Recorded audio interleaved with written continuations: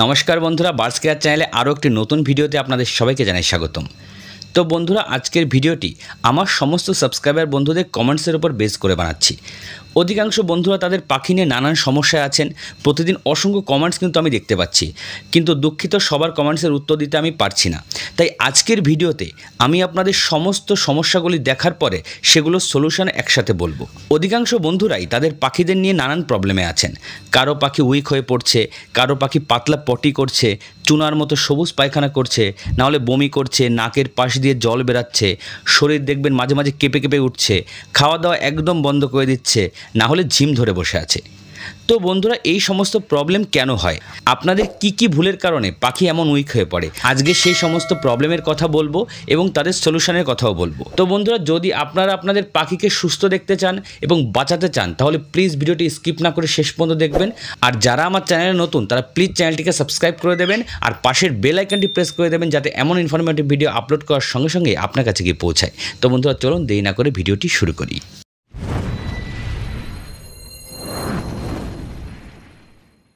তো ফ্রেন্ডস, আপনাদের পাখিটি অসুস্থ হয়ে পড়ছে শুধুমাত্র আপনার কিছু ছোট ছোট ভুলের কারণে। আপনারা না জেনে সেই ভুলগুলো করে ফেলেন, তার কারণে কিন্তু আপনার পাখিটি অসুস্থ হয়ে পড়ে। তো বন্ধুরা, আপনাদের সবথেকে বড় ভুল হলো আপনারা পাখি বিষয়ক বিভিন্ন ধরনের ভিডিও দেখেন। এক ভিডিওতে এক রকম কথা বলা থাকে, আর সেই সমস্ত কিছু কিন্তু আপনি আপনার পাখির বাচ্চাটির উপর অ্যাপ্লাই করেন। তার ফলে কিন্তু পাখির বাচ্চাটির গ্রোথ ভালো হয় না, সে অসুস্থ হয়ে পড়ে এবং একসময় দেখবেন আস্তে আস্তে মারাও যায়। সেকেন্ড হলো, কোনো চ্যানেলে সমস্ত ভিডিও আপনারা দেখেন না, শুধুমাত্র একটি ভিডিও দেখেই আপনার পাখির বাচ্চার উপর সেগুলো কিন্তু অ্যাপ্লাই করেন। যে কোনো কন্টেন্ট ক্রিয়েটার পাখির বাচ্চা এবং অ্যাডাল্ট পাখি নিয়ে কিন্তু আলাদা আলাদা ভিডিও করে, কিন্তু আপনারা কিন্তু সেগুলো না বুঝে বড় পাখির জিনিস ছোট পাখির উপর অ্যাপ্লাই করে দেন। তার কারণে কিন্তু ছোট পাখিগুলো অসুস্থ হয়ে পড়ে। আপনারা না বুঝে বড় পাখির যে পরিচর্যা সেগুলো ছোট পাখির উপর অ্যাপ্লাই করে দেন, আর এর কারণে কিন্তু ছোট পাখির পরিচর্যা ঠিকমতো হয় না। তার ফলে কিন্তু পাখি গ্রোথ ভালো হয় না এবং একসময় অসুস্থ হয়ে পড়ে। নাম্বার 3, বন্ধুরা, আপনারা সবথেকে বড় ভুল করেন পাখির বাচ্চাকে স্নান করিয়ে। আমি কিন্তু নিজেই বিভিন্ন ধরনের ভিডিও দেখেছি যেখানে বলা আছে ছোট ছোট পাখির বাচ্চাকে স্নান করানোর কথা, কিন্তু ওটা একদমই ঠিক না। আপনারা একটু ভেবে দেখুন, জংলি টিয়ার কথা, যখন জংলি টিয়া বাচ্চা দেয় তখন কি সেই বাচ্চা 3 থেকে 4 মাস কোনো স্নান করে? তারা কিন্তু বড় হয়, যখন উঠতে শেখে তখনই কিন্তু স্নান করে। তাই ছোট ছোট পাখির বাচ্চাকে কখনোই স্নান করাবেন না। যদি দেখেন এদের একটু গরম লাগছে, হাঁপাচ্ছে, তাহলে কিন্তু ডাইরেক্ট ফ্যানের নিচে 5 মিনিট বা 6 মিনিট এদের রেখে দেবেন, তারপরে আবার বক্সে ঢুকিয়ে দেবেন। পাখির বাচ্চার গরম লাগছে ভেবে কখনোই তাদের স্নান করাবেন না। স্নান করালে কিন্তু পাখির বাচ্চাকে বাঁচানো একদম মুশকিল হয়ে যাবে। নাম্বার 4, ইউটিউবের 50% ভিডিওতে পাখিকে কিন্তু ছাতু খাওয়ানোর কথা বলা আছে, কিন্তু বন্ধুরা, আমি কিন্তু নিজে ডক্টরের সঙ্গে পরামর্শ করেছি। তিনি বলেছেন পাখির বাচ্চাকে ছাতু কখনোই খাওয়াবেন না, কারণ ছাতু কিন্তু ঠান্ডা জিনিস, আর যখনই জলের সাথে মিশে যায় তখন আরও ঠান্ডা হয়ে যায়।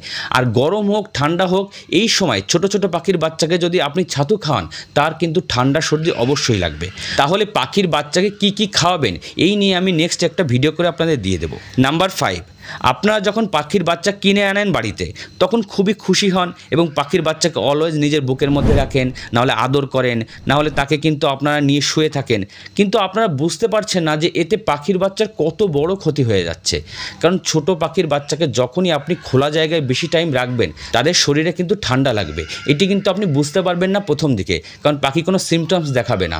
যখন কিছুদিন চলে যাবে তখন দেখবেন পাখির বাচ্চা কাঁপছে, নাহলে বমি করছে, খেতে চাইছে না। তো পাখির বাচ্চাকে কিনে আনার পরে অবশ্যই তাকে একটা বক্সের মধ্যে নিচে কোনো খড় বা কাঠের টুকরা দিয়ে সেখানেই রেখে দেবেন। যখন খাওয়াবেন তখন বের করবেন, আর একদম সকালে যখন সূর্যের সামান্য আলো আসে তখন তাদের বের করবেন, আর বিকালে যখন আবহাওয়া একটু নর্মাল হয়ে যাবে তখন তাদের বের করবেন। আর বাকিটা সময় কিন্তু এদের বক্সের মধ্যে রাখবেন, আর উপরে অবশ্যই একটা মশারি টানিয়ে দেবেন যাতে এদের মশা না কামড়ায়। নাম্বার 6, পাখির বাচ্চাকে ডাইরেক্ট ফ্যানের নিচে বা কুলারের নিচে কখনোই রাখবেন না, কারণ ছোট ছোট পাখির বাচ্চার শরীরে কিন্তু লোম থাকে না বললেই চলে। তাই এদের যদি ডাইরেক্ট ফ্যানের নিচে বা কুলারের নিচে বেশি টাইম রেখে দেন, তাহলে এদের ঠান্ডা সর্দি লেগে যেতে পারে।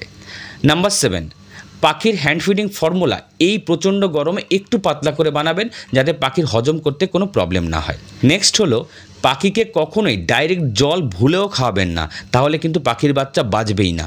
হ্যান্ড ফিডিং ফর্মুলার সাথে যে জল তাদের শরীরে যাচ্ছে, সেই জলই কিন্তু তাদের শরীরে জলের যে অভাবটা আছে সেটা পূর্ণ করে দেবে।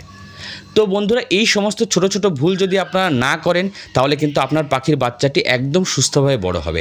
আর এই সমস্ত ভুল যদি করে থাকেন তাহলে কিন্তু আপনার পাখির বাচ্চা অসুস্থ হবে। আর যারা ভুল এখনও করেননি তারা সতর্ক হয়ে যান, কারণ আপনার পাখি কিন্তু আপনার রেসপন্সিবিলিটি। তো বন্ধুরা, আজকের মতো এখানেই শেষ করছি। শুভরাত্রি।